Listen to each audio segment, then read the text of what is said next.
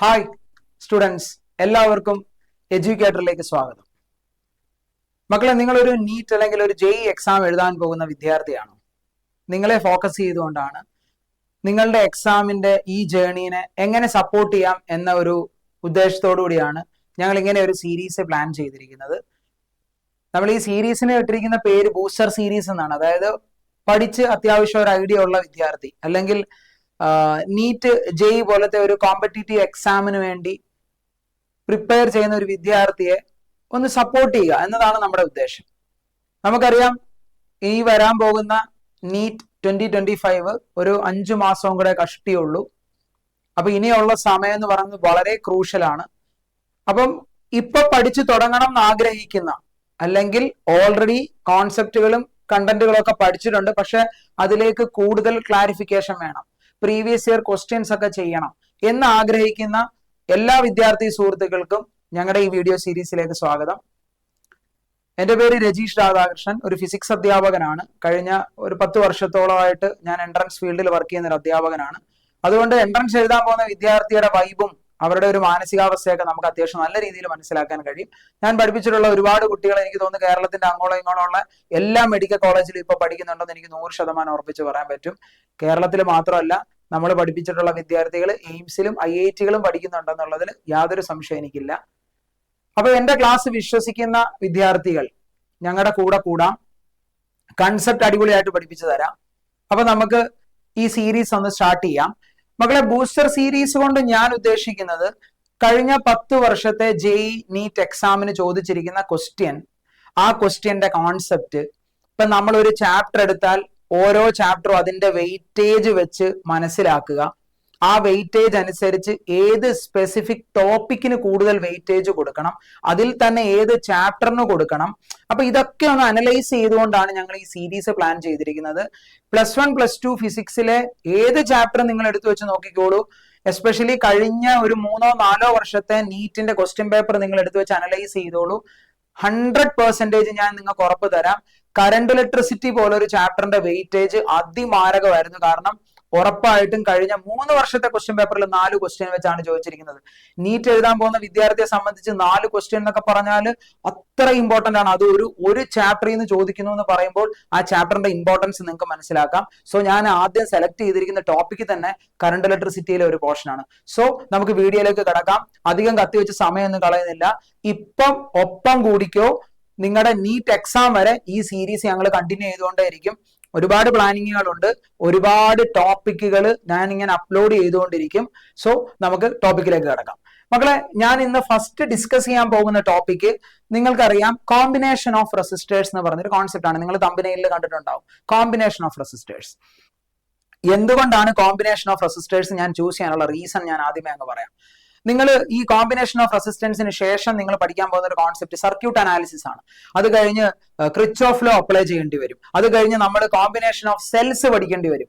ഇവിടെ എല്ലാം തന്നെ നിങ്ങൾക്ക് ഇക്വലന്റ് റെസിസ്റ്റൻസ് അല്ലെങ്കിൽ കോമ്പിനേഷൻ ഓഫ് റെസിസ്റ്റൻസ് എന്ന് പറഞ്ഞ കോൺസെപ്റ്റ് അറിഞ്ഞിരിക്കണം. അതായത് ഒരു സർക്യൂട്ട് കണ്ടു കഴിഞ്ഞാൽ അവിടുത്തെ സെല്ലുകൾ സീരീസ് ആണോ അല്ലെങ്കിൽ റെസിസ്റ്ററുകൾ സീരീസ് ആണോ, അവിടുത്തെ റെസിസ്റ്ററുകൾ പാരലൽ കോമ്പിനേഷൻ ആണോ, ഇത് മനസ്സിലാക്കണം. അപ്പൊ അത് മനസ്സിലാകാതെ എന്തായാലും ഇതിനപ്പുറത്തേക്കുള്ള ക്വസ്റ്റ്യൻസ് ചെയ്യാൻ പറ്റില്ല. സോ ഒബ്വിയസ്ലി ഏറ്റവും വെയിറ്റേജ് കൊടുക്കാൻ പറ്റുന്ന ടോപ്പിക്കുകളിൽ ഒന്നാണ് ഈ കാണുന്നത്. സോ എല്ലാവരും ശ്രദ്ധിച്ചിരിക്കുക. പിന്നെ എനിക്ക് നിങ്ങളോടുള്ള ഒരൊറ്റ റിക്വസ്റ്റേ ഉള്ളൂ, നമുക്ക് ഒരു ടോപ്പിക്ക് പഠിക്കുമ്പോൾ എൻട്രൻസ് എഴുതാൻ പോകുന്ന വിദ്യാർത്ഥികളോടാണ് ഞാൻ ഈ സംസാരിക്കുന്നത്. റൈറ്റ് നൗ +2 പഠിക്കുന്ന അല്ലെങ്കിൽ റിപ്പീറ്റ് ചെയ്യുന്ന ഏത് വിദ്യാർത്ഥിക്കും ഈ സീരീസ് കാണാം. എനിക്ക് നിങ്ങളോടുള്ള ഒരു സജഷൻ ഇത്ര മാത്രമേ ഉള്ളൂ. നിങ്ങൾ ഒരു ടോപ്പിക്ക് പഠിക്കുമ്പോൾ ഉറപ്പായിട്ട് നിങ്ങൾ അതിലെ ആ ടോപ്പിക്ക് പഠിക്കുമ്പോൾ കുറെ ഇക്വേഷൻസ് പഠിക്കും. ഇക്വേഷൻസ് ബൈഹാർട്ട് ചെയ്യാതെ ഒരു രക്ഷയില്ല. ഇക്വേഷൻസ് എന്തായാലും ബൈഹാർട്ട് ചെയ്യണം. Rule number 1. റൂൾ നമ്പർ 2, അവിടെ എന്തെങ്കിലും ട്രിക്സോ ടെക്നിക്സോ ഉണ്ടെങ്കിൽ നിങ്ങൾ അത് അറിഞ്ഞിരിക്കുക. പക്ഷെ ഓർത്തു വെക്കുക, ചില ട്രിക്സുകളും ചില ടെക്നിക്സുകളും അതുപോലെ ഇക്വേഷൻ ബൈഹാർട്ട് ചെയ്തത് കൊണ്ട് ഒരു പർട്ടിക്കുലർ ക്വസ്റ്റ്യൻ അല്ലെങ്കിൽ ഏതെങ്കിലും ഒരു സ്പെസിഫിക് ക്വസ്റ്റ്യൻ ഒക്കെ നമുക്ക് ചെയ്യാൻ പറ്റുമായിരിക്കും. അതേ ടൈപ്പ് ക്വസ്റ്റ്യൻ തന്നെ അവരൊന്ന് ട്വിസ്റ്റ് ചെയ്ത് ചോദിച്ചാൽ അത് ചെയ്യണമെന്നുണ്ടെങ്കിൽ ചിലപ്പോൾ ആ ട്രിക്സോ ആ ടെക്നിക്സോ ആ ഇക്വേഷനോ നമ്മളെ ഹെൽപ്പ് ചെയ്യണമെന്നില്ല. ഒബ്വിയസ്ലി അത് വേണം, വേണ്ടെന്നല്ല. പക്ഷേ ഈ ഇക്വേഷൻസും ഇതൊക്കെ അപ്ലൈ ചെയ്യണമെങ്കിൽ ആദ്യം ക്വസ്റ്റ്യൻ വായിച്ചിട്ട് ഇത് എന്താണെന്ന് മനസ്സിലാവണ്ടേ? അത് മനസ്സിലാക്കണമെങ്കിൽ നിങ്ങൾ ഉറപ്പായിട്ടും നിങ്ങൾ കാണുന്ന ആ ക്വസ്റ്റ്യന്റെ, നിങ്ങൾ വായിക്കുന്ന ആ ക്വസ്റ്റ്യന്റെ കോൺസെപ്റ്റ് എന്താണെന്ന് മനസ്സിലാക്കിയിരിക്കണം. കോൺസെപ്റ്റ് മനസ്സിലാക്കാതെ ഫിസിക്സ് ചെയ്യാൻ പറ്റില്ലെന്നൊന്നും പറയുന്നില്ല. 45 ക്വസ്റ്റ്യൻ ഉണ്ട്. ഉറപ്പായിട്ടും ചിലപ്പോൾ ഒരു 5-10 ക്വസ്റ്റ്യൻ നിങ്ങൾ ഇക്വേഷൻസ് കാണാതെ പഠിക്കുന്നത് കൊണ്ടോ കുറെ ട്രിക്സ് പഠിക്കുന്നത് കൊണ്ടോ നിങ്ങളെ ഹെൽപ്പ് ചെയ്യും. പക്ഷെ മെജോറിറ്റി ക്വസ്റ്റ്യൻസ് നിങ്ങൾക്ക് ചെയ്യണമെന്നുണ്ടെങ്കിൽ നിങ്ങൾ അതിന്റെ കോൺസെപ്റ്റ് പ്രോപ്പർ ആയിട്ട് മനസ്സിലാക്കിയിരിക്കണം. ഞങ്ങൾ ഈ സീരീസ് കൊണ്ട് അതാണ് ഉദ്ദേശിക്കുന്നത്. പ്രോപ്പർ ആയിട്ട് കോൺസെപ്റ്റ് പഠിപ്പിക്കുക, ആ കോൺസെപ്റ്റിൽ നിന്നും വരാവുന്ന കുറച്ച് നല്ല ക്വസ്റ്റ്യൻസ് ഡിസ്കസ് ചെയ്യുക. ഇതിങ്ങനെ നിങ്ങളുടെ നീറ്റ് എക്സാം വരെ കണ്ടിന്യൂ ചെയ്തുകൊണ്ടിരിക്കും. അപ്പൊ എല്ലാവരും നമ്മുടെ ചാനൽ ഒന്ന് സബ്സ്ക്രൈബ് ചെയ്യുക. നിങ്ങൾക്ക് ഞാൻ പഠിപ്പിക്കുന്ന കണ്ടന്റ് മനസ്സിലാവുന്നുണ്ടെങ്കിൽ നിങ്ങൾക്ക് നിങ്ങളുടെ സുഹൃത്തുക്കൾക്ക് ഇത് ഷെയർ ചെയ്യാം, റെക്കമെൻഡ് ചെയ്യാം. മനസ്സിലാവുന്നുണ്ടെങ്കിൽ മാത്രം ചെയ്താൽ മതി. മനസ്സിലാക്കാൻ പറ്റും എന്നുള്ള കോൺഫിഡൻസ് കൊണ്ടാണ് ഞാനിത് പറഞ്ഞത്, ഓവർ കോൺഫിഡൻസ് അല്ല. ഇതിനു മുമ്പ് പഠിപ്പിച്ച വിദ്യാർത്ഥികളുടെയൊക്കെ ഫീഡ്ബാക്കിൽ നിന്ന് മനസ്സിലായ ഒരു കാര്യമാണ്. ക്ലാസ് മനസ്സിലാവും. അപ്പൊ എല്ലാവരും ശ്രദ്ധിച്ചിരിക്കുക. അപ്പൊ ഇവിടെ നിങ്ങൾ നോക്കിക്കേ, ഫസ്റ്റ് കോൺസെപ്റ്റ് സീരീസ് കോമ്പിനേഷൻ ആണ്. മക്കളെ, രണ്ട് റെസിസ്റ്ററുകൾ സീരീസ് കോമ്പിനേഷനിലാണെങ്കിൽ അവർ എൻഡ് ടു എൻഡ് കണക്ഷൻ ആയിരിക്കും. എന്ന് വെച്ചാൽ രണ്ട് റെസിസ്റ്ററുകളുടെ എൻ പോയിന്റുകൾ തമ്മിൽ കണക്ട് ചെയ്യുക. രണ്ട് റെസിസ്റ്ററുകളുടെ എൻ പോയിന്റുകൾ തമ്മിൽ ഒരു എൻഡും അടുത്ത എൻഡും തമ്മിൽ കണക്ട് ചെയ്യുന്നു. ഈ കണക്ഷൻ ആണ് സീരീസ് കണക്ഷൻ. അത് മനസ്സിലായെന്ന് വിശ്വസിക്കുന്നു. ഇനി രണ്ട് റെസിസ്റ്ററുകൾ സീരീസിലാണെങ്കിൽ നിങ്ങൾ ഉറപ്പായിട്ട് മനസ്സിലാക്കി വെക്കേണ്ട കാര്യമാണ്, ഒന്ന്, current through each resistor is same. അതായത് ഒരു റെസിസ്റ്റർ വയർ എടുത്താൽ ഈ റെസിസ്റ്ററിൽ കൂടെ പോകുന്ന കറണ്ടും രണ്ടാമത്തെ റെസിസ്റ്ററിൽ കൂടെ പോകുന്ന കറണ്ടും സെയിം ആയിരിക്കും. അതാണ് ഒരു കോൺസെപ്റ്റ്. അടുത്തൊരു കോൺസെപ്റ്റ് എന്ന് പറയുന്നത്, ഈ റെസിസ്റ്ററിന് അക്രോസ് ഉള്ള പൊട്ടൻഷ്യൽ ഡ്രോപ്പും ഈ റെസിസ്റ്ററിന് അക്രോസ് ഉള്ള പൊട്ടൻഷ്യൽ ഡ്രോപ്പും ഡിഫറന്റ് ആയിരിക്കും. സീരീസിൽ ഇത് രണ്ടും അറിഞ്ഞിരിക്കുക. ക്ലിയർ? അപ്പം നമുക്ക് പറയാം, ഇവിടെ ദയവ് ചെയ്ത് എല്ലാവരും ശ്രദ്ധിച്ചിരിക്കണം. മക്കളെ, ഇവിടെ ഒന്ന് ശ്രദ്ധിച്ചു നോക്കിക്കേ. ഇവിടെ ഒരു സെല്ല് ഞാൻ കണക്ട് ചെയ്തിട്ടുണ്ട് അല്ലെ. അപ്പൊ അവിടെ ഒരു പൊട്ടൻഷ്യൽ ഡിഫറൻസ് ഉണ്ട്, ഒരു വി പൊട്ടൻഷ്യൽ ഞാൻ ഇവിടെ അപ്ലൈ ചെയ്യുന്നുണ്ട്. നമുക്കറിയാം ഈ കാണുന്നത് സെല്ലിന്റെ പോസിറ്റീവ് ടെർമിനലാണ്, ഇത് ഈ സെല്ലിന്റെ നെഗറ്റീവ് ടെർമിനലാണ്. ഒരു സെല്ലിന്റെ പോസിറ്റീവ് ടെർമിനലിൽ നിന്ന് പുറത്തേക്ക് വിഡ്രോ ചെയ്യുന്ന ഒരു കറണ്ട്. അപ്പൊ ഇതിന്റെ പോസിറ്റീവ് ടെർമിനലിൽ നിന്ന് പുറത്തേക്ക് വിഡ്രോ ചെയ്യുന്ന കറണ്ടിനെ ഞാൻ ഐ എന്നങ്ങ് വിളിച്ചു. ഒരു സെല്ലിന്റെ പോസിറ്റീവ് ടെർമിനലിൽ നിന്ന് വിഡ്രോ ചെയ്യുന്ന കറണ്ട് ഒരു സർക്യൂട്ടിൽ കൂടി, ആ സർക്യൂട്ടിൽ എവിടൊക്കെ ബ്രാഞ്ചുകൾ ഉണ്ടോ, കണക്ഷൻ ഉള്ള ബ്രാഞ്ചുകൾ ഉണ്ടോ, ആ ബ്രാഞ്ചിൽ കൂടെ എല്ലാം ഫ്ലോ ചെയ്തിട്ട് നെഗറ്റീവിൽ എത്തിച്ചേരും. ഒരു സെല്ലിന്റെ പോസിറ്റീവിൽ നിന്ന് വിഡ്രോ ചെയ്യുന്ന കറണ്ട് എല്ലാ ബ്രാഞ്ചിൽ കൂടെ കയറി അതിന്റെ നെഗറ്റീവിൽ എത്തിച്ചേരണം. ക്ലിയർ? അപ്പൊ നമ്മൾ നോക്കേണ്ട കാര്യം എന്താ, ഈ പോസിറ്റീവിൽ നിന്ന് വിഡ്രോ ചെയ്യുന്ന ഐ കറണ്ട് ദേ ഇങ്ങനെ ഫ്ലോ ചെയ്ത് ആദ്യം എവിടെത്തും, ഈ R1 കൂടെ ഫ്ലോ ചെയ്യും ഈ ഐ കറണ്ട്. അത് കഴിഞ്ഞ് ഈ ഐ കറണ്ട് ദേ R2 കൂടെ ഫ്ലോ ചെയ്തു. അപ്പൊ രണ്ടിടത്തൂടെയും ഫ്ലോ ചെയ്ത കറണ്ട് എന്തായി? സെയിം ആയി. കറണ്ട് സെയിം ആണെങ്കിൽ അവര് സീരീസ് കോമ്പിനേഷൻ ആണെന്ന് എനിക്ക് മനസ്സിലായി. ഒന്നാമത്തെ പോയിന്റ് ക്ലിയർ. അടുത്ത പോയിന്റ് നമ്മൾ എന്തായിരുന്നു പറഞ്ഞേ? അടുത്ത പോയിന്റ് എന്താ പറഞ്ഞേ? ഇവർക്ക് അക്രോസ് ഉള്ള പൊട്ടൻഷ്യൽ ഡ്രോപ്പ് എങ്ങനെ കണ്ടുപിടിക്കാം? Ohm's law. അപ്പൊ ഓംസ് ലോ അറിഞ്ഞിരിക്കണം. ഓംസ് ലോ എന്താ? V പ്രപ്പോർഷണൽ ടു I, അല്ലെങ്കിൽ V is equal to IR എന്നൊരു ഇക്വേഷൻ പഠിച്ചിട്ടുണ്ട്. Potential difference across the end points of a conductor. അതാണ് V അല്ലെ. അതിൽ കൂടെ പാസ് ചെയ്യുന്ന കറണ്ട് ആണ് I. ഈ കറണ്ടും ഈ വിയും തമ്മിൽ പ്രപ്പോർഷണൽ ആയിരിക്കും. അതാണ് V പ്രപ്പോർഷണൽ ടു I, അല്ലെങ്കിൽ V is equal to IR. അപ്പൊ ഇവിടുത്തെ V എന്ന് പറഞ്ഞാൽ V1 ആണ്, കറണ്ട് I ആണ്, റെസിസ്റ്റൻസ് R1 ആണ്. അതേപോലെ ഇവിടുത്തെ V എന്ന് പറയുന്നത് കറണ്ട് I തന്നെയാണ്, പക്ഷെ റെസിസ്റ്റൻസ് R2 ആണ്. റെസിസ്റ്റൻസ് മാറി, സോ ഒബ്വിയസ്ലി ഇവിടുത്തെ അക്രോസ് ഉള്ള പൊട്ടൻഷ്യൽ ഡിഫറൻസ് മാറും. ഇതാണ് സീരീസ് കോമ്പിനേഷൻ. ക്ലിയർ? എല്ലാവർക്കും സെറ്റ് ആയിട്ട് ഇത് മനസ്സിലായെന്ന് വിശ്വസിക്കുന്നു. ഇനി രണ്ട് റെസിസ്റ്ററുകൾ സീരീസിലാണെങ്കിൽ ഇവരുടെ ഇക്വലന്റ് റെസിസ്റ്റൻസ് കാണാം. ഞാൻ ഇക്വലന്റ് റെസിസ്റ്റൻസിനെ R' എന്ന് വിളിക്കുന്നു. അവരുടെ ഇക്വലന്റ് റെസിസ്റ്റൻസിനെ, അല്ലെങ്കിൽ റിസൾട്ടന്റ് റെസിസ്റ്റൻസ്, അല്ലെങ്കിൽ ടോട്ടൽ റെസിസ്റ്റൻസ് എന്നൊക്കെ പറയാം. അവരുടെ ടോട്ടൽ റെസിസ്റ്റൻസിനെ ഞാൻ R' എന്ന് വിളിക്കുന്നു. ആ R' എന്ന് പറയുന്നത് റെസിസ്റ്ററുകളുടെ സം ആയിരിക്കും. അത് R1 പ്ലസ് R2 ആയിരിക്കും. Important equation. ഇതെല്ലാവർക്കും അറിയാവുന്നതാണെന്ന് എനിക്ക് 100% ഉറപ്പാണ്. ഈസി ആയിട്ട് പഠിച്ചു വെക്കാവുന്ന കാര്യമാണ്. അപ്പൊ രണ്ട് റെസിസ്റ്ററുകൾ സീരീസിലാണെങ്കിൽ അവരുടെ ഇക്വലന്റ് റെസിസ്റ്റൻസ് എന്ന് പറയുന്നത് R1 പ്ലസ് R2. ചുമ്മാ എടുത്ത് വെച്ച് സം എടുത്താൽ മതി, ആഡ് ചെയ്താൽ മതി. അപ്പൊ 5 റെസിസ്റ്റർ ഉണ്ടെങ്കിലോ R1 plus R2 up to R5 വരെ ചെയ്യണം. അപ്പൊ n റെസിസ്റ്റേഴ്സ് ഉണ്ടെങ്കിലോ R1 plus R2 up to Rn എന്ന് ചെയ്യണം. ക്ലിയർ? വളരെ സിമ്പിൾ ആയിട്ട് പഠിക്കാവുന്നതേ ഉള്ളൂ. അപ്പൊ n റെസിസ്റ്റേഴ്സ് ഉണ്ടെങ്കിൽ R1 തൊട്ട് Rn വരെ അങ്ങ് ആഡ് ചെയ്യുക, സം എടുക്കുക, അതായിരിക്കും അവരുടെ ടോട്ടൽ റെസിസ്റ്റൻസ്. ക്ലിയർ? ഇനി നമുക്ക് ഇതിൽ നിന്ന് ഒരു സ്പെഷ്യൽ കേസോട് അറിഞ്ഞിരിക്കാം. എന്താണ്? ഇഫ് നിങ്ങൾക്ക് ക്വസ്റ്റിനകത്ത് വരുവാണ്, if R1 equal to R2 equal to R, if R1 equal to R2 equal to R, ഈ രണ്ട് റെസിസ്റ്ററുകൾ ഐഡന്റിക്കൽ ആണെങ്കിൽ, അതായത് നമുക്ക് കിട്ടിയിരിക്കുന്ന അല്ലെങ്കിൽ നമുക്ക് തന്നിരിക്കുന്ന റെസിസ്റ്ററുകൾ ഐഡന്റിക്കൽ ആണെങ്കിൽ, ഐഡന്റിക്കൽ എന്ന് വെച്ചാൽ സെയിം റെസിസ്റ്റൻസ് വാല്യൂ, സെയിം ആണെങ്കിൽ എന്ത് സംഭവിക്കും? Total resistance. അപ്പൊ നമുക്ക് എഴുതാൻ പറ്റും, ഇവിടുത്തെ ടോട്ടൽ റെസിസ്റ്റൻസ് R' എന്ന് പറയുന്നത് 2R ആണ് അല്ലെ. കാര്യം R1 R2 R ആണ്. അപ്പൊ R plus R 2R. Clear? അപ്പൊ 2 ഐഡന്റിക്കൽ റെസിസ്റ്റർ വന്നാൽ 2R, 5 ഐഡന്റിക്കൽ റെസിസ്റ്റർ വന്നാൽ 5R, 10 ഐഡന്റിക്കൽ റെസിസ്റ്റർ വന്നാൽ 10R, 100 ഐഡന്റിക്കൽ റെസിസ്റ്റർ വന്നാൽ 100R. അപ്പം N ഐഡന്റിക്കൽ റെസിസ്റ്റർ വന്നാൽ NR, N ഐഡന്റിക്കൽ റെസിസ്റ്റർ വന്നാൽ NR. അപ്പൊ അടുത്ത പഠിച്ചിരിക്കേണ്ട ഇമ്പോർട്ടന്റ് ഒരു കോൺസെപ്റ്റ് അതാണ്. If N identical resistors are connected in series, equivalent resistance should be NR. Equivalent resistance should be NR. ഞാൻ ഈ മേഘം പോലെ വരയ്ക്കുന്ന സാധനത്തിനകത്ത് കിടക്കുന്ന സാധനം നിങ്ങൾ ബൈഹാർട്ട് ചെയ്യണം. ഈ ഇക്വേഷൻസ് നിങ്ങൾ ബൈഹാർട്ട് ചെയ്തിരിക്കണം. ഇത് നിങ്ങൾക്ക് ക്ലിയർ ആണെന്ന വിശ്വാസത്തോടെ ഞാൻ അടുത്ത ടോപ്പിക്കിലേക്ക് പോകുന്നു. സീരീസ് പഠിച്ചാൽ അടുത്ത് പഠിക്കേണ്ടത് ആരെയാണ്? പാരലൽ കോമ്പിനേഷൻ ആണ്. പാരലൽ കോമ്പിനേഷൻ നമുക്ക് നോക്കാം. പാരലൽ കോമ്പിനേഷൻ എന്ന് പറയുമ്പോൾ ഇത്രയേ ഉള്ളൂ. രണ്ട് റെസിസ്റ്ററുകൾ, ഇപ്പൊ രണ്ട് റെസിസ്റ്ററുകൾ പാരലൽ ആണെന്ന് വെച്ചാൽ അതിന്റെ മീനിങ് ഇത്രയേ ഉള്ളൂ. ഈ രണ്ട് റെസിസ്റ്ററുകളുടെ ലെഫ്റ്റ് എൻഡുകൾ പരസ്പരം കണക്റ്റഡ് ആയിരിക്കും. അറ്റ് ദ സെയിം ടൈം ഈ രണ്ട് റെസിസ്റ്ററുകളുടെ റൈറ്റ് എൻഡുകളും പരസ്പരം കണക്റ്റഡ് ആയിരിക്കും. ഇങ്ങനെയുള്ള കോമ്പിനേഷൻ ആണ് നമ്മൾ എന്തെന്ന് വിളിക്കുന്നത്? Parallel combination. മക്കളെ, പാരലൽ കോമ്പിനേഷന്റെ ഏറ്റവും വലിയ പ്രത്യേകത എന്താ? രണ്ട് റെസിസ്റ്ററുകൾ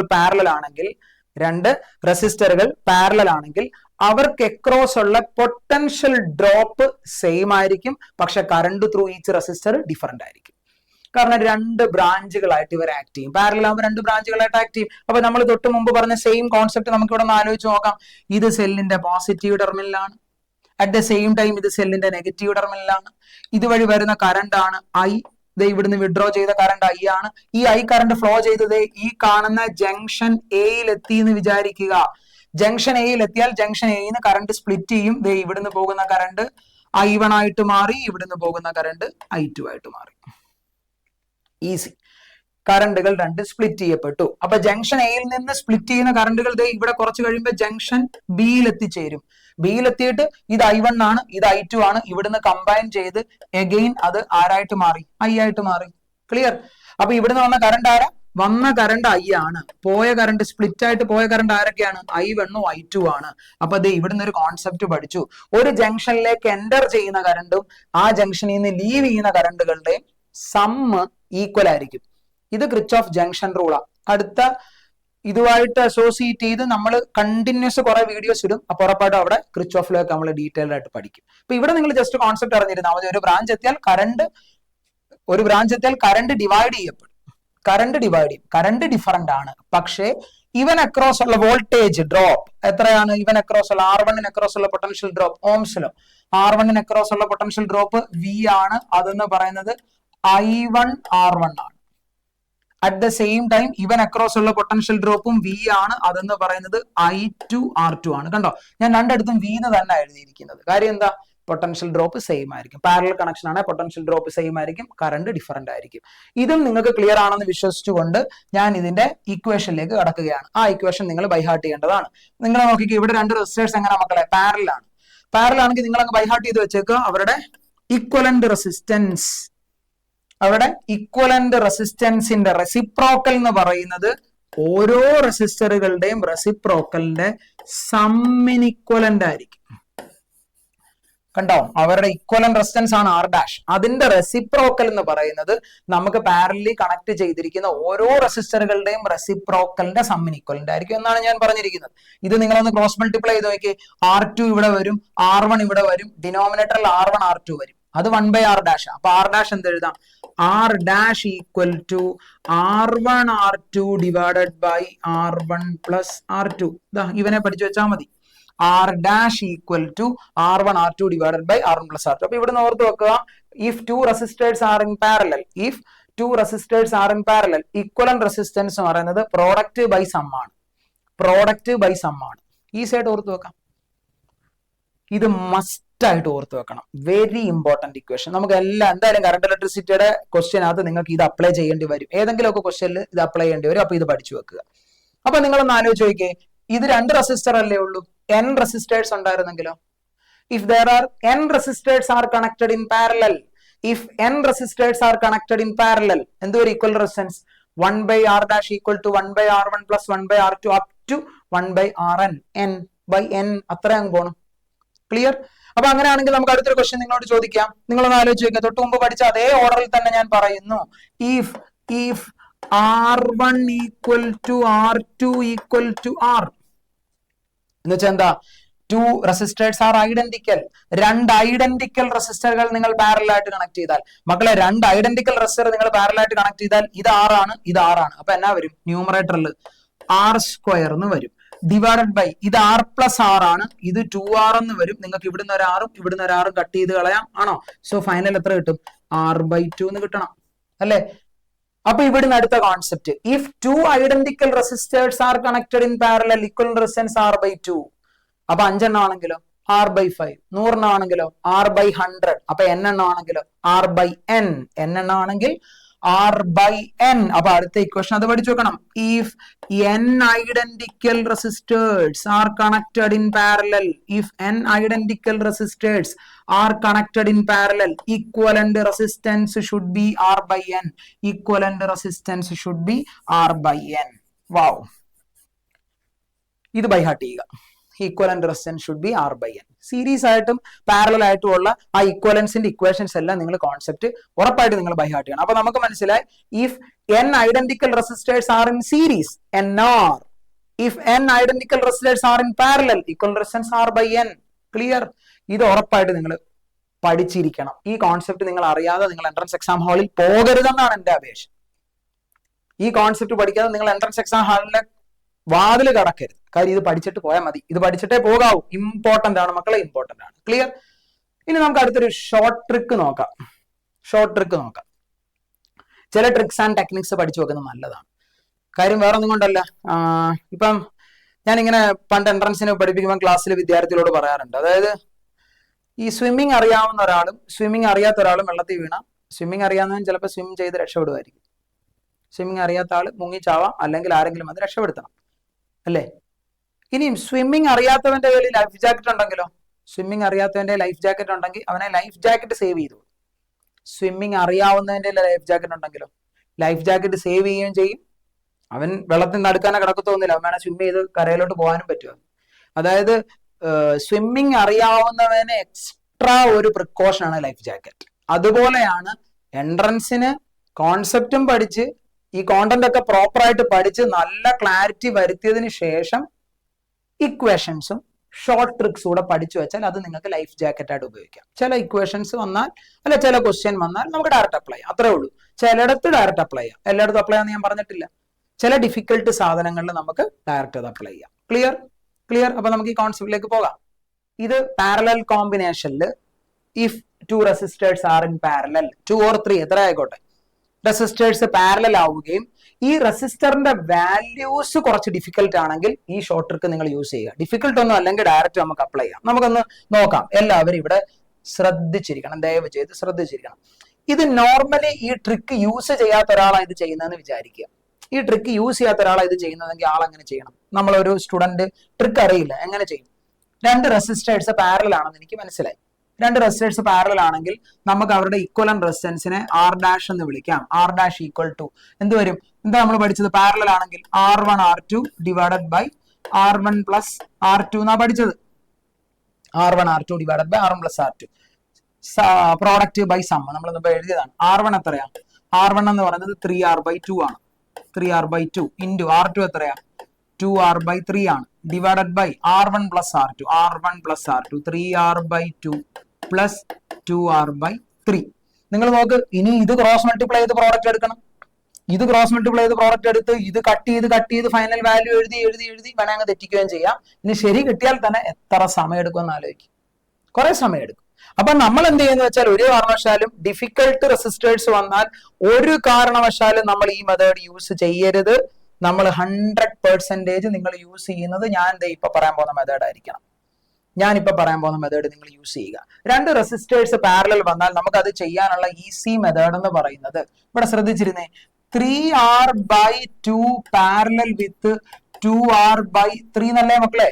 ആദ്യം സ്റ്റെപ്പ് നമ്പർ 1, ഈ 2 റെസിസ്റ്ററുകളുടെയും ന്യൂമറേറ്റർ നിങ്ങൾ അങ്ങ് സെയിം ആക്കുക. 2 റെസിസ്റ്ററുകളുടെയും ന്യൂമറേറ്ററിന്റെ വാല്യൂ സെയിം ആക്കുക. അപ്പൊ ന്യൂമറേറ്ററിന്റെ വാല്യൂ എങ്ങനെ സെയിം ആക്കാം? അപ്പൊ ഒരു കാര്യം, മാത്സ് അറിയാവുന്നവർക്ക് ലോജിക്കലി മനസ്സിലാക്കാം. ന്യൂമറേറ്ററിൽ ഒരു ചേഞ്ച് വരുത്തിയാൽ ഒബ്വിയസ്ലി ഈ ടോട്ടൽ നമ്പറിന് ചേഞ്ച് ഉണ്ടാകാതിരിക്കണമെങ്കിൽ നിങ്ങൾ അതേ ചേഞ്ച് എവിടെ വരുത്തണം? ഡിനോമിനേറ്ററിലും വരുത്തണം. കാര്യം മൾട്ടിപ്ലിക്കേഷൻ ആണ് നമ്മൾ ചെയ്യുന്നത്.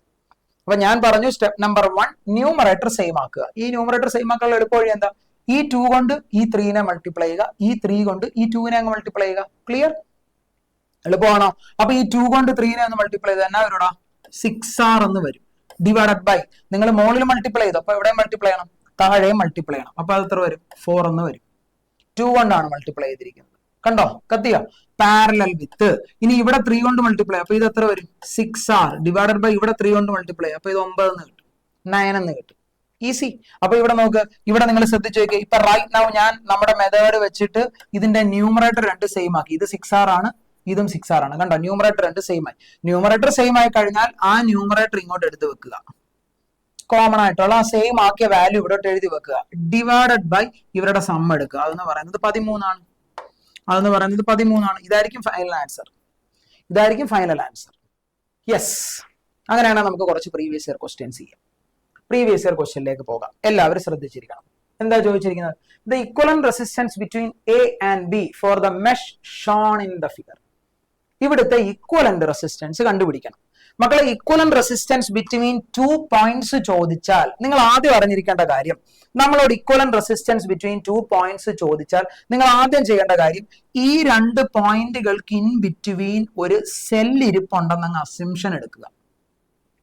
ആ 2 പോയിന്റുകൾക്ക് ഇൻ ബിറ്റ്വീൻ ഇവിടെ ഒരു സെൽ ഇരിപ്പുണ്ട്. ഇത് സെല്ലിന്റെ പോസിറ്റീവ് ടെർമിനലാണ്, ഇത് സെല്ലിന്റെ നെഗറ്റീവ് ടെർമിനലാണ്.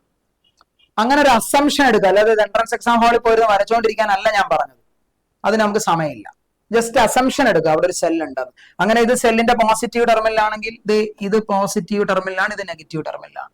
പോസിറ്റീവ് ടെർമിനലിൽ നിന്ന് ഒരു ഐ കറണ്ട് പുറത്തേക്ക് വന്നു. ഒരു ഐ കറണ്ട് പുറത്തേക്ക് വന്നു. മക്കളെ, ഇവിടെ ഒന്ന് ആലോചിച്ച് നോക്കാം. ആ വരുന്ന ഐ കറണ്ട് ഫ്ലോ ചെയ്ത് ഉറപ്പായിട്ട് ഈ ജംഗ്ഷനിൽ എത്തും. എന്നിട്ട് ഇവിടേക്ക് പോകുന്ന കറണ്ടിനെ എനിക്ക് I1 എന്ന് വിളിക്കാം. ഇവിടേക്ക് പോകുന്ന ഈ കറണ്ടിനെ എനിക്ക് I2 എന്ന് വിളിക്കാം.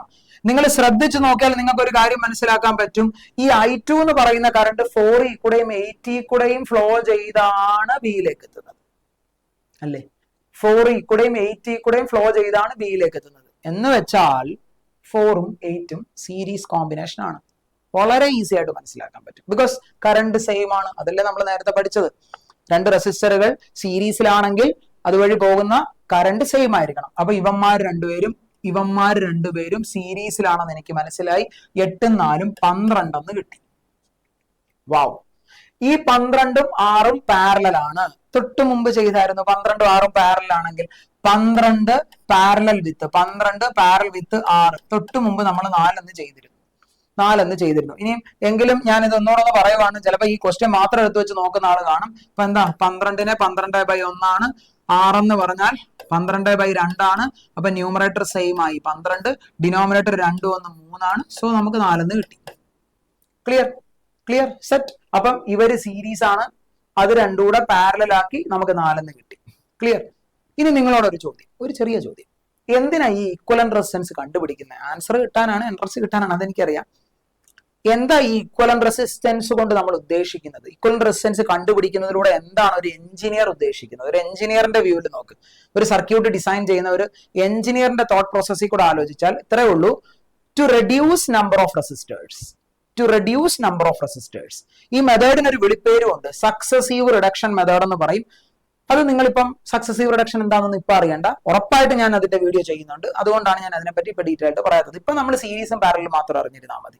അപ്പൊ ഇവിടെ കറണ്ട് സീരീസ് ആണ്, അത് പാരലായി. അങ്ങനെ റെസിസ്റ്റേഴ്സിന്റെ എണ്ണം കുറച്ച് കൊണ്ടുവരലാണ് എന്റെ പണി. ക്ലിയർ. അപ്പൊ ഇപ്പൊ ഇവിടെ നോക്കിക്കേ, ഇത് 4 എന്ന് കിട്ടിയില്ലേ? ഇവിടെ ഒരു 4 ഇല്ലേ? ഇവിടെ ഒരു 8 ഇല്ലേ? ആ എക്കും ബിക്കും ഇൻ ബിറ്റ്വീൻ നിങ്ങൾ ഇതൊന്ന് വരച്ചു നോക്കിയേ. ഇത് എ ആണ്, ഈ കാണുന്ന പോയിന്റ് ബി ആണ്, അല്ലെ? ഇതാ എയിൽ നിന്നൊരു റെസിസ്റ്റർ, ഇവിടെ 4 കണ്ടുപിടിച്ചു. ഇത് ബിയിലേക്കുള്ള റെസിസ്റ്റർ. ബിയിലുള്ള റെസിസ്റ്റർ എത്രയാണ് മക്കളെ? ബിയിലുള്ള റെസിസ്റ്റർ 8 ആണ്. അതുപോലെ ഇവിടെ ഇരിക്കുന്ന റെസിസ്റ്റർ എത്രയാണ്? അത് 4 ആണ്. ഇവിടെ ഇക്വലന്റ് ഇപ്പൊ നമ്മൾ കണ്ടുപിടിച്ചു, അത് 4 ആണ്. ക്ലിയർ. ഇപ്പൊ ഇനി നിങ്ങൾ ജസ്റ്റ് ഒന്ന് ഇമാജിൻ ചെയ്ത് നോക്കുക. ജസ്റ്റ് നിങ്ങൾ ഇമാജിൻ ചെയ്താൽ മാത്രം മതി. ഇവിടെ ഒരു സെല്ലുണ്ട്. സെല്ലിന്റെ പോസിറ്റീവിൽ നിന്ന് ഒരു കറണ്ട് വരുന്നു. ഈ പോസിറ്റീവിൽ നിന്ന് കറണ്ട് 4 കൂടെ കയറി, ഈ 4 കൂടെ കയറി, ഈ 8 കൂടെ അങ്ങ് കയറും. എന്ന് വെച്ചാൽ ദേ ആർ സീരീസ്. ഇപ്പൊ 4 4 8, 8 8 16. Answer is option 2. Clear set. ഇത് ഈസി ആയിട്ട് ചെയ്യാവുന്ന ക്വസ്റ്റൻ ആണ്. വലിയ കാര്യമൊന്നുമില്ല, സിമ്പിൾ ആണ്. ഒന്നുമില്ല. വാ, അടുത്ത ക്വസ്റ്റനിലേക്ക് പോകാം. അടുത്ത ക്വസ്റ്റൻ ഒന്ന് ശ്രദ്ധിച്ച് എന്താ ചോദിക്കുന്നത്? The equivalent resistance between A and B for the circuit shown in the figure. ഇവിടുത്തെ ഈക്വലന്റ് റെസിസ്റ്റൻസ് കണ്ടുപിടിക്കണം. ഒന്നുമില്ല, വളരെ സിമ്പിൾ, പ്രത്യേകിച്ച് കാര്യമൊന്നുമില്ല. ഇവിടെ നിങ്ങൾ നോക്കിക്കട മക്കളെ, ഇവിടെ ഒരു റെസിസ്റ്റർ വയർ, ഒരു വയർ കണക്ട് ചെയ്തേക്കുന്നുണ്ട്. ഇവിടെ ഒരു വയർ ഇങ്ങനെ കണക്ട് ചെയ്തേക്കുന്നുണ്ടോ? ഇങ്ങനെ ഒരു വയർ കണക്ട് ചെയ്താൽ നിങ്ങൾ മനസ്സിലാക്കുക, അതായത് ഒരു ഐ കറണ്ട് ഇവിടുന്ന് ഫ്ലോ ചെയ്ത് വരുന്നു. ദാ ഇങ്ങോട്ട് പോകുന്ന കറണ്ടിനെ എനിക്ക് I1 എന്ന് വിളിക്കാം, ഇങ്ങോട്ട് പോകുന്ന കറണ്ടിനെ എനിക്ക് I2 എന്ന് വിളിക്കാം. ഈ I1 കറണ്ട് ഈ R റെസിസ്റ്ററിൽ കൂടെ കയറി ഈ ജംഗ്ഷനിൽ എത്തി കഴിയുമ്പോൾ എന്താ ചെയ്യുന്നതെന്ന് വെച്ചാൽ ഇവിടെ ഒരു ഫ്രീ ബ്രാഞ്ച് ഉണ്ട്, ഇതുവഴി കയറി ഇങ്ങനെ പോരും. എന്ന് വെച്ചാൽ ഈ റെസിസ്റ്ററിന് അവിടെ റോളില്ല, ഈ റെസിസ്റ്ററിന് റോളില്ല. അതിന് കാരണമുണ്ടേ, കാരണം പറയുന്നില്ല. കാരണം അത് ഞാൻ ഇതിന്റെ ഒക്കെ വീഡിയോ സീരീസ് ഇതിന്റെ പിന്നാലെ വരുന്നുണ്ട്. റൈറ്റ് നൗ നിങ്ങളെ ഞാൻ പഠിപ്പിക്കുന്നത് എന്ത് മാത്രം, സീരീസ് പാരലൽ കോമ്പിനേഷൻ എന്താണെന്ന് മാത്രമാണ് പഠിപ്പിക്കുന്നത്. ഈ വീഡിയോ സീരീസ് കൊണ്ട് എന്റെ ഉദ്ദേശം അത്ര മാത്രമേ ഉള്ളൂ. ക്ലിയർ? അപ്പൊ ശ്രദ്ധിച്ചിരുന്നോണം. അപ്പൊ ഇവിടുന്ന് ഒരു ഐ കറണ്ട് വരുന്നു, അത് ഈ ഫ്രീ ബ്രാഞ്ച് ഉണ്ടെങ്കിൽ ഫ്രീ ബ്രാഞ്ചിൽ കൂടെ കയറി ഇതുവഴി കയറിയാണ് പോകും. സെറ്റ്. അപ്പൊ അതിന് കാരണമുണ്ട് എന്ന് പറയുന്നത് ഇത് ഈ പോയിന്റിലെയും പൊട്ടൻഷ്യൽ ഒക്കെ സെയിം ആണെങ്കിൽ അതിന് അക്രോസ് ഉള്ള റെസിസ്റ്റർ നമുക്ക് നെഗ്ലക്ട് ചെയ്യാൻ പറ്റും. അതിന്റെയൊക്കെ റീസൺ പറയുന്ന വീഡിയോ തൊട്ടടുത്തടുത്തടുത്ത് ഇങ്ങനെ വന്നുകൊണ്ടിരിക്കും. അപ്പൊ അതാ ഞാൻ പറഞ്ഞ ഈ വീഡിയോ സീരീസ് നിങ്ങൾ കാണാൻ തുടങ്ങിയാൽ കണ്ടിന്യൂസ് കണ്ട് പഠിക്കുക, കണ്ടിന്യൂസ് കണ്ടു തന്നെ പഠിക്കണം. സെറ്റ്. നിങ്ങൾക്ക് പിന്നെ ഇത് പ്രോപ്പറായിട്ട് ഞാൻ പഠിപ്പിക്കുന്ന മനസ്സിലാവുന്നുണ്ടെങ്കിൽ നിങ്ങളുടെ സുഹൃത്തുക്കൾക്ക് ഇത് ഷെയർ ചെയ്ത് കൊടുക്കാം. ഓക്കെ. പിന്നെ I2 കറണ്ട് ഇതുവഴി ഫ്ലോ ചെയ്ത് ഈ ജംഗ്ഷനിൽ എത്തുന്നു. അത് കഴിഞ്ഞ് അത് ഇതുവഴി ഇങ്ങനെ പോരും, ഇങ്ങനെ അങ്ങ് പോകും. അപ്പൊ ഈ റെസിസ്റ്ററും എടുക്കണ്ട, നെഗ്ലക്ട് ചെയ്യാം. അപ്പൊ ഇവിടെ നോക്ക്, ഈ I1 കറണ്ട് ഇതിൽ കൂടെയും കയറി ഈ റെസിസ്റ്ററിൽ കൂടെയും പോയി, which means that they are series. അപ്പൊ ഈ R എത്ര വരും? 2R എന്ന് വരും. ഈ R എത്ര വരും? 2R എന്ന് വരും. ഈ 2R ഉം 2R ഉം എങ്ങനെയാ? പാരലൽ ആണ്. ആണോ? 2R ഉം 2R ഉം എങ്ങനെയാ? പാരലൽ ആണ്. So 2R parallel with 2R. 2R parallel with 2R. If two identical resistors are connected in series. If two identical resistors connected in series. നമ്മൾ പഠിച്ചായിരുന്നു n resistors ഉണ്ടെങ്കിൽ R by n ആണെന്ന് പഠിച്ചിരുന്നു.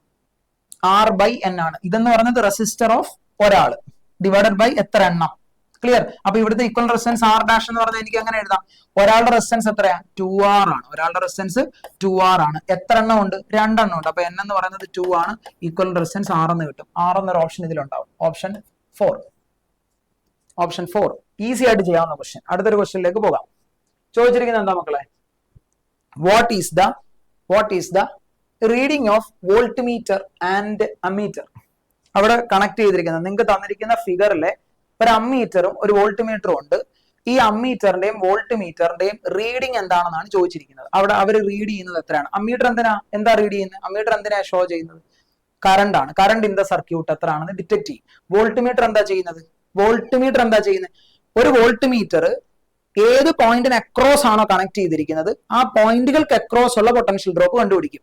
ഈ volt meter connect ചെയ്തിരിക്കുന്നത് ഈ 4 ഓം റെസിസ്റ്ററിന് across ആണ്. അപ്പൊ ഞാൻ ഈ കാണുന്ന പോയിന്റിനെ 1 എന്നും ഈ കാണുന്ന പോയിന്റിനെ 2 എന്നും എഴുതി. അതായത് ഈ വോൾട്ട് മീറ്റർ ഈ 1നും 2നും ഇടയ്ക്കുള്ള പൊട്ടൻഷ്യൽ ഡ്രോപ്പ് എത്രയാണെന്ന് നിങ്ങൾക്ക് മെഷർ ചെയ്ത് തരും. എന്ന് വെച്ചാൽ ഈ റെസിസ്റ്ററിൽ ഉണ്ടാവുന്ന ഡ്രോപ്പ് കാണിച്ചു തരും. ഈ അമ്മീറ്റർ എന്താ ചെയ്യുന്നത്? ഈ സെല്ല് തരുന്ന ടോട്ടൽ കറണ്ട് നോക്കിക്കേ. ഈ സെല്ല് തരുന്ന കറണ്ട് I ആണെന്ന് ഇമാജിൻ ചെയ്യും. ഈ സെല്ല് തരുന്ന കറണ്ട് I ആണെന്ന് വിചാരിക്കുക. ഈ I കറണ്ട് ഇതുവഴി ഫ്ലോ ചെയ്ത് ഈ അമ്മീറ്ററിൽ കൂടെ കയറി ഇതുവഴിയൊക്കെ സ്പ്ലിറ്റ് ആയിട്ട് ഇങ്ങോട്ടും വരും. അപ്പൊ ഈ ടോട്ടൽ I കറണ്ട് എന്താണോ അത് ഈ അമ്മീറ്റർ റീഡ് ചെയ്യും. ഓർത്തു വെച്ചോണം, അമ്മീറ്റർ കറണ്ട് മെഷർ ചെയ്യുമ്പോൾ ആ സർക്യൂട്ടിൽ സീരീസ് ആയിട്ടായിരിക്കും കണക്ട് ചെയ്യുന്നത്. വോൾട്ട് മീറ്റർ നിങ്ങൾക്ക് എവിടെയാണോ വോൾട്ടേജ് ഡ്രോപ്പ് വേണ്ടത് അതിന് അക്രോസ് പാരലൽ ആയിട്ടായിരിക്കും കണക്ട് ചെയ്യുന്നത്. ഇമ്പോർട്ടന്റ് പോയിന്റ് ആണ്. അതുപോലെ ഒരു പോയിന്റ് കൂടെ ഇവിടുന്ന് ഓർത്ത് വെക്കാം. ഇത് സീരീസ് പാരലുമായിട്ടൊന്നും ബന്ധമുള്ള കാര്യമല്ല. But still volt meter ammeter ഒക്കെ വന്നുകൊണ്ട് ഞാൻ പറയുവാണ്. ക്വസ്റ്റ്യനകത്ത് ഉറപ്പായിട്ടും അവർ പറയും, മിക്കവാറും അങ്ങനെ തന്നെ പറയും, ഇത് ഐഡിയൽ ആണെന്നൊക്കെ പറയും. ഇതൊരു ഐഡിയൽ അമ്മീറ്റർ ആണെന്നൊക്കെ പറയാം. അപ്പൊ ഐഡിയൽ അമ്മീറ്റർ ആണെങ്കിൽ ഒരു ഐഡിയൽ അമ്മീറ്ററിന്റെ റെസിസ്റ്റൻസ് എന്ന് പറയുന്നത് 0 ആണ്. ഒരു ഐഡിയൽ അമ്മീറ്ററിന്റെ റെസിസ്റ്റൻസ് അപ്രോക്സിമേറ്റ്ലി എത്ര എന്ന് പറയാം? 0 ആണെന്ന് പറയാം. ഇത് വോൾട്ട് മീറ്റർ ആണ്. ഒരു ഐഡിയൽ വോൾട്ട് മീറ്ററിന്റെ റെസിസ്റ്റൻസ് ഇൻഫിനിറ്റി ആണെന്നോടുള്ള ബോധം നിങ്ങൾ ഇതിൽ നിന്ന് ഉണ്ടാക്കി വെക്കണം. അതൊന്ന് പഠിച്ച് തലയിൽ വെക്കണം. ഇമ്പോർട്ടന്റ് ആണ്. ഒരു ഐഡിയൽ അമ്മീറ്ററിന്റെ റെസിസ്റ്റൻസ് 0 ആണ്. ഇതിന്റേത് വോൾട്ട് മീറ്റർ ഇൻഫിനിറ്റി ആണ്. അതിനും കാരണമുണ്ട്. എന്താ? ഈ I കറണ്ട് ഇവിടെ എത്തിക്കഴിഞ്ഞാൽ ഇങ്ങോട്ട് പോകണ്ട, മാക്സിമം കറണ്ട് ഇതുവഴി അങ്ങ് പൊക്കോട്ടെ.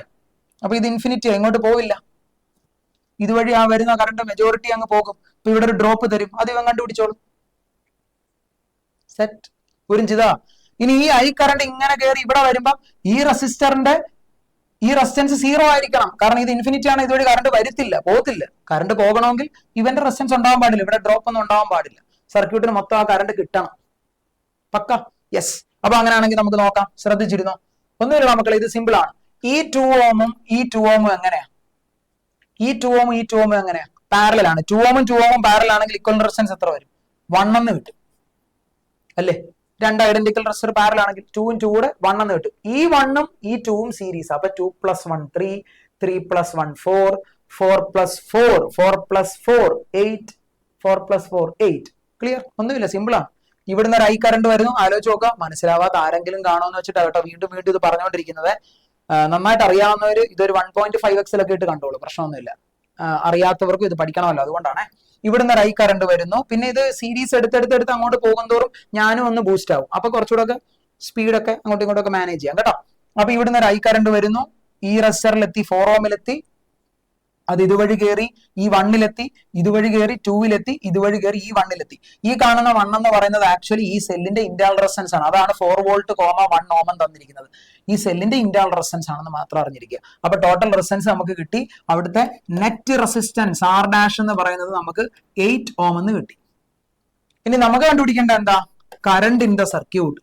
ഐ എന്ന് പറയുന്നത് V/R ആണെന്ന് നമുക്കറിയാം. വി EMF വോൾട്ടേജ് എത്ര? ഈ സെല്ലിന്റെ വോൾട്ട് എത്ര? 4 ആണ്. റെസിസ്റ്റൻസ് 8 എന്ന് കിട്ടി. 4/8 എന്ന് പറഞ്ഞാൽ 1/2 ആണ്, അല്ലെങ്കിൽ അത് 0.5 ആംപിയർ ആണെന്ന് കിട്ടി. അപ്പൊ ഇതുവഴി വരുന്ന ടോട്ടൽ കറണ്ട് 0.5 ആംപിയർ മക്കളെ. ഈ 0.5 ആംപിയർ അല്ലേ അമ്മീറ്ററിൽ കൂടെ കയറി പോകുന്നത്? അമ്മീറ്റർ അത് റീഡ് ചെയ്യും. അപ്പൊ അമ്മീറ്റർ റീഡിങ് കിട്ടി എത്രയാ? 0.5 ആംപിയർ. ക്ലിയർ? ഇനി നമുക്കൊരു കാര്യം കൂടെ പറയാം. നിങ്ങളൊന്ന് ആലോചിച്ച് നോക്കിയേ. ഈ കറണ്ട് ഇതുവഴി കയറി, ഈ കറണ്ട് അല്ലേ ഇവിടെ വരുന്നത്? അപ്പൊ ഇവിടെ വരുന്ന കറണ്ട് എത്രയാ? 0.5 ആംപിയർ ആണ്. ഇതുവഴി പാസ് ചെയ്യുന്ന കറണ്ട് എത്രയാ? 0.5 ആംപിയർ ആണ്. അങ്ങനെയാണെങ്കിൽ ഇവൻ അക്രോസ് ഉള്ള വോൾട്ടേജ് ഡ്രോപ്പ് V എന്ന് പറയുന്നത് കറണ്ട് ഇൻറ്റു റെസിസ്റ്റൻസ് ആണ്. കറണ്ട് 0.5 ആണ്. റെസിസ്റ്റൻസ് എത്ര മക്കളെ? 4 ആണ്. 0.5 എന്ന് പറഞ്ഞാൽ 1/2 × 4 എത്ര കിട്ടും? 2 വോൾട്ട് എന്ന് കിട്ടും. അപ്പൊ 0.5 ആംപിയർ 2 വോൾട്ട് ആയിരിക്കും volt meter reading. Answer is option 2. Option 2 clear ആയിട്ട് മനസ്സിലായെന്ന് വിചാരിക്കുന്നു. സെറ്റാണോ? ക്ലിയർ? പക്ക? എന്നാൽ അടുത്തൊരു കോൺസെപ്റ്റിലേക്ക് പോകാം. ഇവിടെ എന്താ ചോദിച്ചിരിക്കുന്നത്? Find equivalent resistance between A and B. ഈ കാണുന്ന സർക്യൂട്ടിന് അക്രോസ് ഉള്ള ഇക്വലന്റ് റെസിസ്റ്റൻസ് കണ്ടുപിടിക്കുക. ഈസി ആയിട്ട് ചെയ്യാം. ഇത് ഞാൻ കുറച്ച് ഫാസ്റ്റ് ആക്കി തന്നെ പറയുവാണ്. ശ്രദ്ധിച്ചിരുന്നാൽ മനസ്സിലാവത്തുള്ളൂ. ശ്രദ്ധിച്ചിരിക്കണം. ഈ കാണുന്ന 4ഉം 4ഉം പാരലൽ. അപ്പൊ അത് 2 എന്ന് കിട്ടും. 2 ഓം എന്ന് കിട്ടും അല്ലെ? ഈ 4ഉം 4 പാരലൽ. രണ്ട് ഐഡന്റിക്കൽ റെസിസ്റ്റർ വന്നാൽ R/2. R എന്ന് പറയുന്ന 4 ആണ്. 4/2 2 ആണ്. ഇനി ഈ 2ഉം 1ഉം എങ്ങനെയാ? ഈ 2ഉം 1ഉം ഈ 2ഉം 1ഉം സീരീസ് ആണ്. അപ്പൊ 2 + 1 3 ഓം എന്ന് കിട്ടും. 3 ഓം എന്ന് കിട്ടും. ഇനി ഇവിടെ നിങ്ങൾ നോക്കിക്കേ, ഇവന്മാര് രണ്ടുപേരും സീരീസ് ആണ് അല്ലെ? 1/2ഉം 5/2ഉം സീരീസ് ആയിട്ടാണ് കണക്ട് ചെയ്തിരിക്കുന്നത്. അപ്പൊ സീരീസ് ആണെങ്കിൽ അവരുടെ ഇക്വലന്റ് കണ്ടുപിടിക്കണം. കണ്ടോ? ഇതിപ്പം കണ്ടോ, നമ്പേഴ്സ് കുറച്ച് ഡിഫിക്കൽട്ട് ആയി. അപ്പൊ ഇതിന് നമ്മൾ നേരത്തെ പഠിച്ച മെത്തേഡ് യൂസ് ചെയ്യാം. അപ്പൊ എന്താ വരുന്നത്? ഇത് അങ്ങനെ ചെയ്യണ്ട. സോറി, ഇത് സീരീസ് കോമ്പിനേഷൻ ആണല്ലോ. സീരീസിൽ അങ്ങനെ വേണ്ട. സോറി, പാരലലിൽ മതിയല്ലോ. ഇത് സീരീസ് അല്ലേ? സീരീസ് ആകുമ്പോൾ ചുമ്മാ ആഡ് ചെയ്താൽ പോരെ. 1/2 സീരീസ് വിത്ത് 5/2. അപ്പൊ എത്ര വരും ഇത്? 2/5 + 1 6. എത്ര കിട്ടി? 3 ഓം എന്ന് കിട്ടി. വാവ്. അപ്പൊ ഇവിടെ 3 ഓം എന്ന് കിട്ടി. ഇതിന് പാരലൽ ആയിട്ടുള്ള ഈ ബ്രാഞ്ചിലെ റെസിസ്റ്ററും 3 ആണ്. അപ്പൊ അത് 3 പാരലൽ വിത്ത് 3 ആണ്. രണ്ട് ഐഡന്റിക്കൽ റെസിസ്റ്റർ പാരലൽ ആയിട്ട് വന്നാൽ ഇക്വലന്റ് റെസിസ്റ്ററിനെ അതിന്റെ എണ്ണം കൊണ്ട് ഡിവൈഡ് ചെയ്താൽ മതി. R/n. പഠിച്ചത് R എന്ന് പറയുന്നത് 3 ആണ്, N എന്ന് പറയുന്നത് 2 ആണ്. 3/2 എത്ര കിട്ടും മക്കളെ? 1.5 ഓം എന്ന് കിട്ടും. ക്ലിയർ? ഇനി നിങ്ങൾ നോക്കിക്കേ, ഈ മുഴുവൻ റെസിസ്റ്ററിനൂടെ ഇക്വലന്റ് 1.5 കിട്ടിയത്. ഇത്രയും ബ്രാഞ്ചിലുള്ള ആൾക്കാരെ ട്രീറ്റ് ചെയ്താണ് എനിക്ക് എത്ര കിട്ടിയത്? 1.5 കിട്ടിയത്. അപ്പൊ നിങ്ങൾ ഇവന്മാരെ മൊത്തത്തിനെ, ഞാൻ കുറച്ചു മുമ്പേ പറഞ്ഞായിരുന്നു, ഒരു എഞ്ചിനീയറിന്റെ വ്യൂവിൽ ഈ റെസിസ്റ്റർ മൊത്തം എടുത്ത് അങ്ങോട്ട് കളഞ്ഞിട്ട് ഈ 1.5 ഇവിടെ വെക്കും. ഈ 1.5ഉം ഈ 2.5ഉം സീരീസ് ആണ്. ചോദിച്ചിരിക്കുന്നത് equivalent resistance between A and B ആണ്. അപ്പം equivalent resistance between A and B എന്ന് പറയുന്നത് എന്താ? ഈ വരുന്ന 1.5ന്റെ കൂടെ ഇരിക്കുന്ന 2.5 കൂടെ ആഡ് ചെയ്താൽ മതി. ക്ലിയർ? അപ്പൊ എത്ര വരും? 2.5 1/2 3 1 4 4 ഓം. 4 ഓം. അങ്ങനെ ഒരു ഓപ്ഷൻ ഉണ്ടോ മക്കളെ? ഉണ്ടടാ. ഓപ്ഷൻ 3. ഈസി ആയിട്ട് ചെയ്യാവുന്നതാണ്. കോൺസെപ്റ്റ് നിങ്ങൾക്ക് ക്ലിയർ ആണെന്ന് വിശ്വസിച്ചോളൂ. അടുത്തൊരു ക്വസ്റ്റ്യനിലേക്ക് പോകാം. സെറ്റാണോ? എന്താ ചോദിച്ചിരിക്കുന്നത്?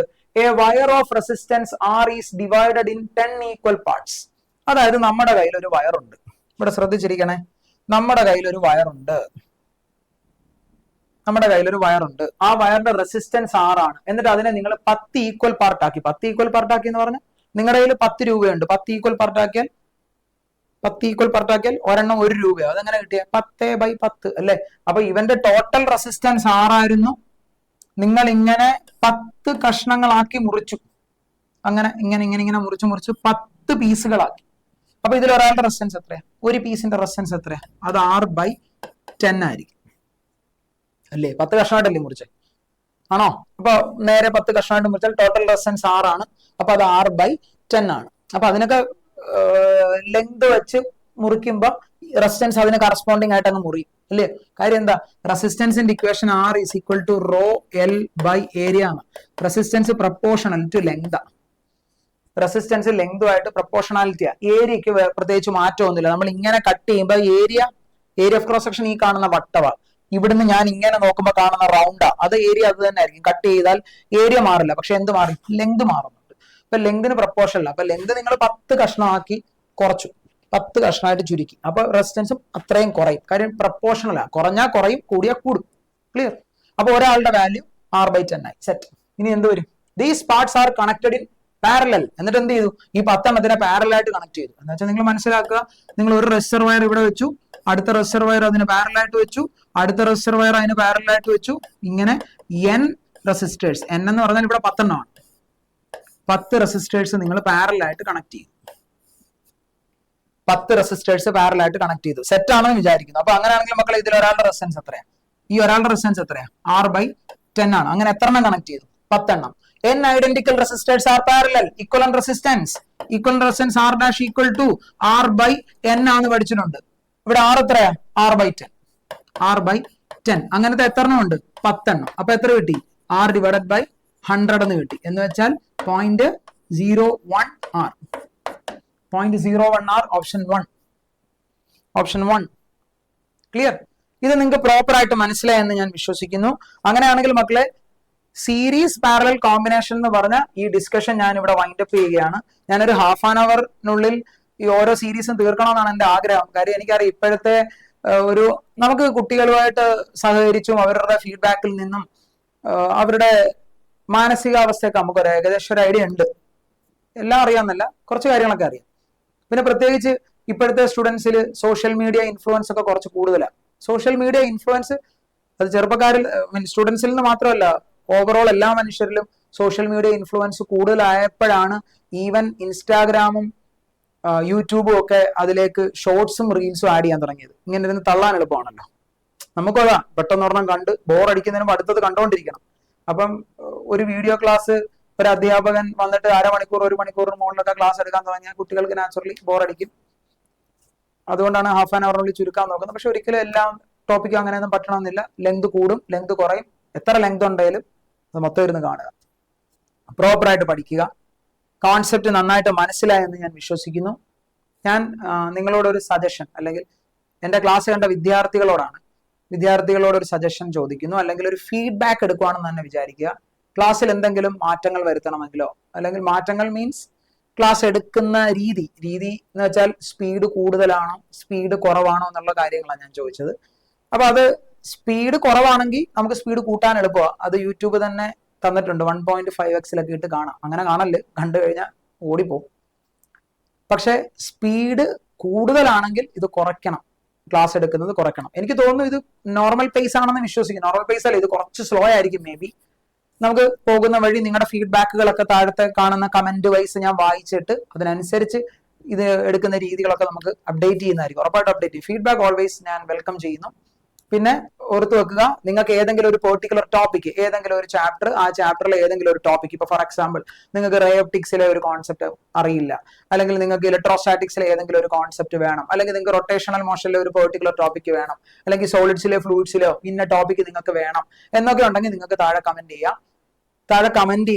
ഉറപ്പായിട്ടും എന്റെ കണ്ണിൽ പെടുന്ന കമന്റോ അല്ലെങ്കിൽ ഞാൻ ആ ടോപ്പിക്കിന് അത്രയും ഇമ്പോർട്ടൻസ് ഉണ്ട്, അത് നിങ്ങൾക്ക് കിട്ടിയേ തീരുമെന്ന് ഉള്ള നിർബന്ധം ഉണ്ടെങ്കിൽ 100% ആ ടോപ്പിക്ക് ചെയ്ത് വീഡിയോ ഇട്ടിരിക്കും.